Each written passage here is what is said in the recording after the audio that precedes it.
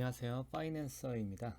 우리나라 인터넷 기업의 투탑이죠. 네이버랑 카카오 요 두 개 기업의 2023년 기업 실적이 이번 주에 공시 등록이 됐습니다.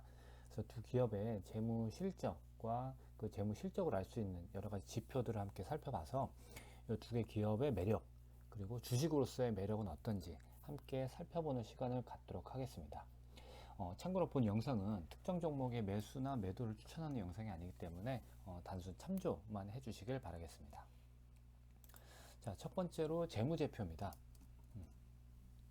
재무제표 중에 이제 가장 먼저 매출액을 살펴보면 네이버는 약 9조 7천억. 참고로 이 영상에서 언급되는 모든 숫자들은 다 단위가 억원 기준이라고 보시면 되겠습니다. 그래서 네이버의 매출은 약 9조 7천억 원, 그리고 카카오의 매출은 약 7조 5천억 원 정도 나왔습니다. 네이버가 카카오 대비 약 30% 정도 더 많은 매출을 기록했다고 보시면 될 것 같고요. 그리고 매출이익은 두 개 인터넷 기업 같은 경우는 매출이익을 별도로 표기를 하지 않기 때문에 패스를 하고요. 다음으로 영업이익입니다. 영업이익은 네이버가 약 1조 5천억 원, 카카오가 약 4,600억 원으로 네이버가 카카오 대비 영업이익이 약 3배 정도 기록을 했죠. 다음으로 가장 크리티컬하다고 볼 수 있는데 이제 순이익입니다. 네이버의 순이익은 약 1조 9,800억 정도가 나왔는데 카카오는 작년에 뭐 일회성 영업 손실이라고 볼 수 있을 것 같아요. 그 정확한 뉴스는 좀 찾아보셔야 될 것 같은데 카카오 모빌리티 자회사에 대한 어떤 영업 손익 인식 기준 이런 부분들이 좀 변경이 된 것 같습니다.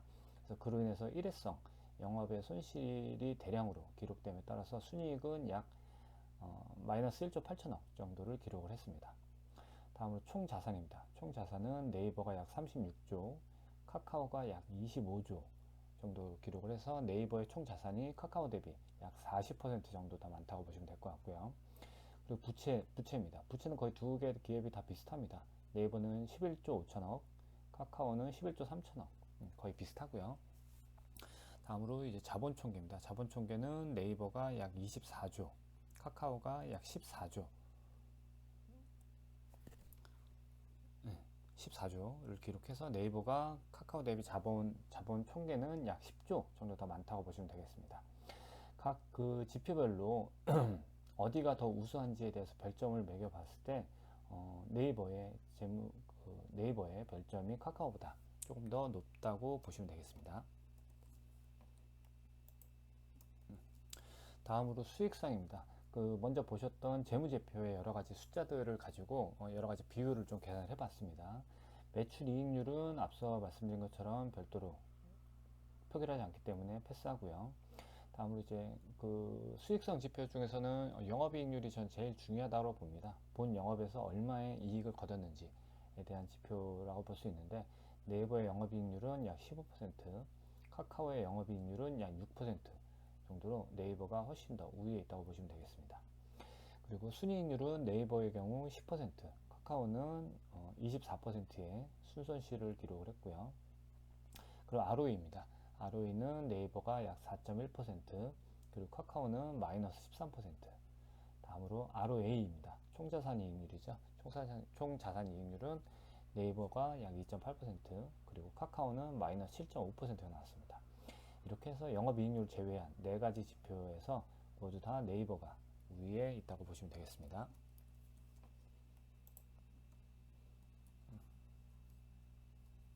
다음으로 성장성 지표입니다. 그 22년 대비 23년에 그 주요 실적들이 얼마나 성장을 했는지를 나타내는 지표라고 볼 수 있는데 매출액 성장률은 네이버가 약 17.6%, 22년 대비 23년 매출액이 약 17.6% 증가했다고 보시면 되는 거죠. 그리고 카카오는 11% 정도 증가를 했습니다. 그 다음으로 영업이익 성장률은 네이버는 약 14%가 성장을 했고요. 카카오는 약 19%의 역성장을 기록했습니다. 다음으로 순이익입니다. 순이익 성장률은 네이버가 46% 정도 굉장히 많이 증가를 했고요. 카카오는 대량의 영업 외 손실 기록 때문에 카카오는 약 마이너스 270%의 순이익 역성장을 기록했습니다. 이 성장성 지표에서도 모두 다 네이버가 위에 있다고 보실 수 있겠습니다. 다음으로 안정성입니다. 기업이 어떤 위기에 부딪혔을 때 아니면 그 경기 자체가 그 극심한 불경기에 진입했을 때 기업이 얼마나 꿋꿋하게 잘 버틸 수 있는지에 대한 지표들이라고 볼 수 있을 것 같은데, 먼저 첫 번째로 부채 비율입니다. 네이버의 부채 비율은 약 47%, 굉장히 안정적이죠. 그리고 카카오는 81%로 기록을 했습니다. 다음으로 유동 비율입니다. 유동 자산이 유동 부채보다 얼마나 많은지의 지표라고 볼 수 있는데, 이 유동 비율과 당좌 비율은 모두 다 크면 클수록 좋다고 보시면 되고, 모든 산업에 일괄적으로 적용할 수는 없겠지만 일반적으로는 100%보다 더 많은 숫자면 보통 안정적이라는 표현을 좀 많이 쓴다라고 합니다. 그래서 네이버 유동 비율은 약 110%, 그리고 카카오는 130% 정도로서 거의 뭐 처음으로 카카오가 조금 더 좋은 지표를 보인 면이 있고요. 다음으로 당좌 비율입니다. 유동 비율은 유동 자산이 유동 부채보다 얼마나 많은지에 대한 지표인 거고, 당좌 비율은 유동 자산에서 재고 자산을 빼줍니다. 왜냐면 뭐 산업마다 조금씩 뭐 차이가 있을 수는 있겠지만 일반적으로 봤을 때 기업이 가지고 있는 재고가 뭐 100만큼의 재고를 가지고 있는데 갑자기 급하게 현금 조달이 좀 필요하다라고 했을 때 상식적으로는 100만큼 가지고 있는 재고를 몇 달 만에 다 팔아서 0으로 만든다라는 건 사실 뭐 거의 불가능에 가깝거든요. 파는 것 자체가 쉽지도 않을 뿐더러 또 그 가지고 있는 재고가 모두 다 이 판매하기 용이한 재고가 아닌 부분들도 있고, 그렇기 때문에 유동 비율보다 조금 더 보수적으로 볼 수 있는 당좌 비율이라는 지표가 또 있습니다. 그래서 당좌 비율 측면에서 보면 네이버가 약 111%, 카카오는 130%라고 볼 수 있습니다. 제조업 같은 경우는 유동 비율보다 당좌 비율이 좀 많이 내려갑니다. 왜냐하면 가지고 있는 자산 중에 재고 자산의 비율이 좀 많이 높기 때문에. 다만 이제 네이버나 카카오 같은 경우는 별도의 재고 자산이 뭐 거의 없는 편이라고 볼 수 있기 때문에 유동 비율이랑 당좌 비율 이 두 가지 지표에 대해서 큰 차이는 없다고 보시면 되겠습니다.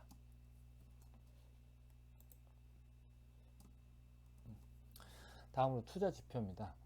최근에 이제 주가를 보시면 네이버는 약 18만 원 초반대 정도로 보이고 있고요. 그리고 카카오는 5만 원 초반대의 주가를 보이고 있습니다. 참고로 이 두 가지 항목에 표기된 주가는 약 3월 20일경의 주가이기 때문에 이 영상을 보실 때의 주가랑은 오차가 좀 있을 수는 있습니다.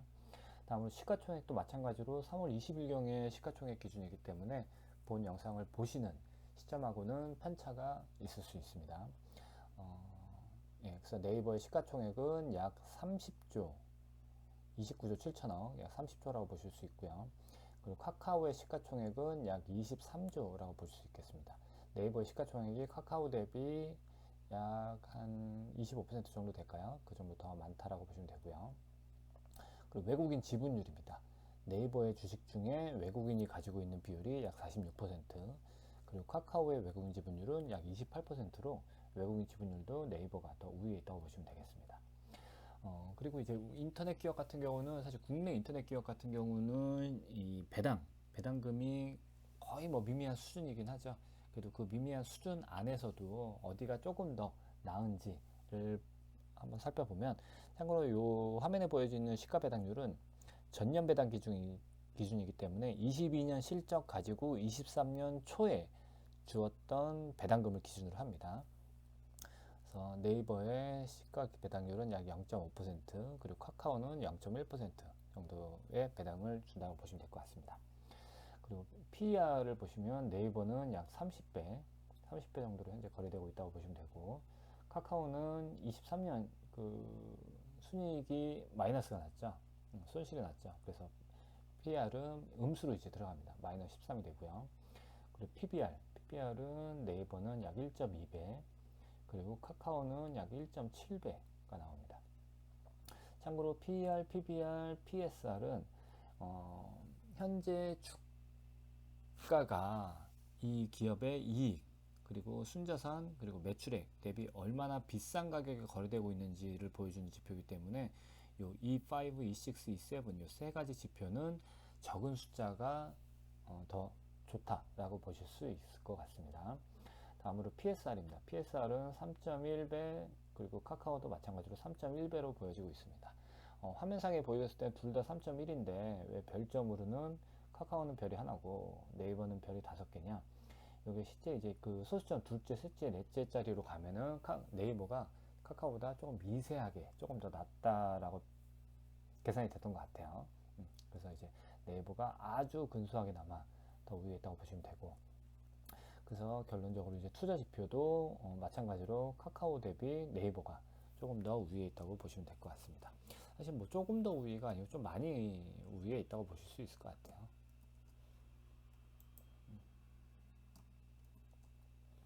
자, 이렇게 해서 이제 전체적인 종합 버전으로 한번 취합을 해봤습니다. 첫 번째로 재무제표 같은 경우는 네이버가 별점 4점, 카카오는 1점.